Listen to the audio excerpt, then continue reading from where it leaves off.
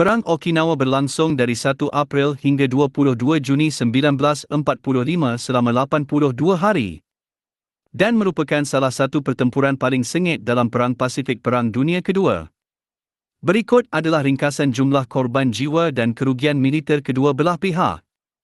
Korban jiwa Amerika Serikat, menurut sumber yang berbeza, jumlah kematian berkisar antara 12.513 hingga 27.580 orang, dengan tambahan puluhan ribu orang terluka dan hilang dalam tindakan.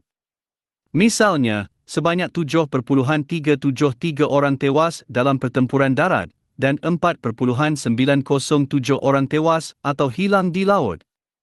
Jepang, lebih dari 95.000 tentara tewas, dengan 7.400 hingga 10.755 orang ditangkap sebagai tawanan perang. Selain itu, sekitar 42.000 hingga 150.000 warga sipil tewas akibat pertempuran atau bunuh diri. Kerugian militer Amerika Serikat, 34 kapal tenggelam dan 368 kapal rusak, serta 763 pesawat terbang hilang.